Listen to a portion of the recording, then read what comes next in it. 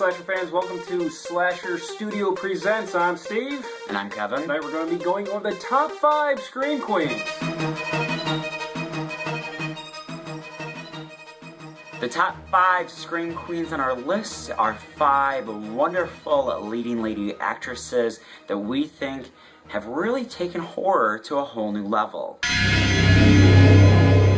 Number 5 on our list, we have the wonderful and incredibly talented Adrienne King. From the original Friday the 13th, she played heroine Alice. Alice was a resilient final girl who made it to the end to battle Mrs. Voorhees. In a one-on-one fight on the shore of the lake, she decapitated Mrs. Voorhees in a climactic fight scene. Sadly, Alice was to be killed at the beginning of Friday 2 with an ice pick to the head from Jason.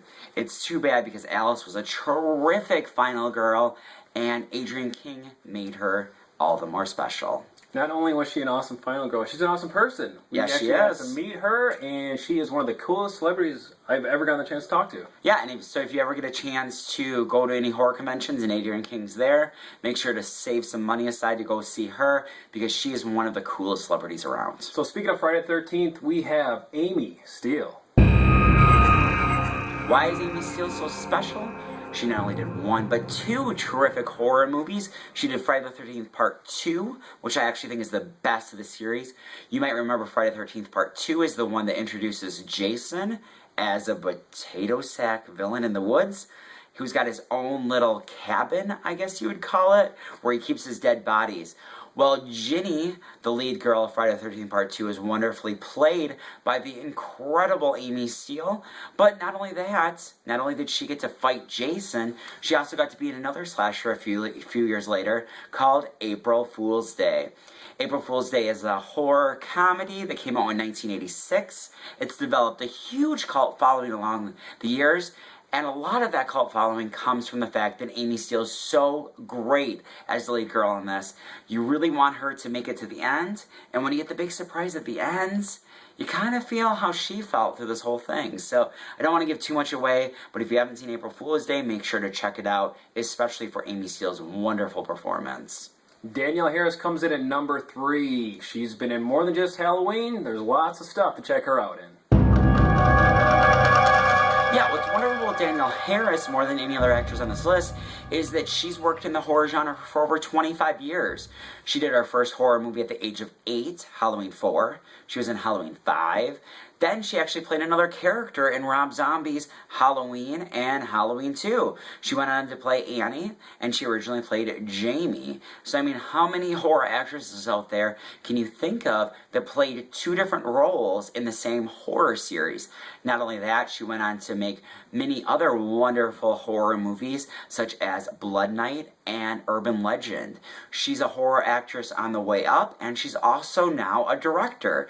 She just made the wonderfully darkly comedic Among Friends, which will be rolling out in theaters near you hopefully soon. I was able to catch the premiere at Flashback Weekend, and it's a gem worth catching and worth checking out. One of my personal favorites is Neve Campbell from Scream. Yeah, and not only was she in Scream, she was also in The Craft. She played a witch, and she plays a resilient final girl in the Scream series.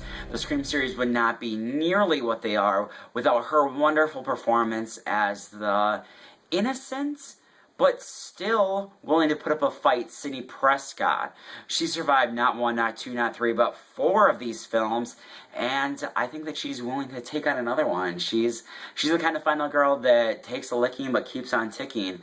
And I would love to see Neve Campbell do some more horror movies. She's really shown that she's got what it takes to survive the genre. No Scream Queen list is complete without the one and only Heather Langenkamp. Heather Langenkamp, the number 1 Scream Queen on our list. Why is she our number 1 Scream Queen? Because we love Nightmare on Elm Street.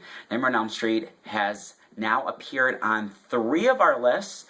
And it is the quintessential slasher film, not only for Freddy Krueger, Robert Englund, but also because you have one of the best final girls of all time, Nancy Thompson. And Nancy Thompson would not be nearly what she is without Heather Langenkamp's wonderful, down-to-earth performance as Nancy Thompson. She is just a terrific final girl who also feels like a girl next door. She feels like the kind of girl that you would just go to high school with. She later appeared in Nightmare on Elm Street 3. She reprised her role as Nancy Thompson and sadly died at the end. It's actually one of the only horror films that I've ever seen where I actually cried when a character died when I saw it as a kid. She came back to play herself in Wes Craven's New Nightmare, one of the most underrated slasher films of all time, a meta movie that was much ahead of its time, and just a terrific slasher with a lot of wonderful little in-jabs for horror fans. So that's Heather Langenkamp. Make sure to check out Never Sleep Again and her documentary, I Am Nancy, to show that she has, 25 years later, still what it takes to be the ultimate Scream Queen. There you have the top 5 Scream Queens. If we missed one, let us know.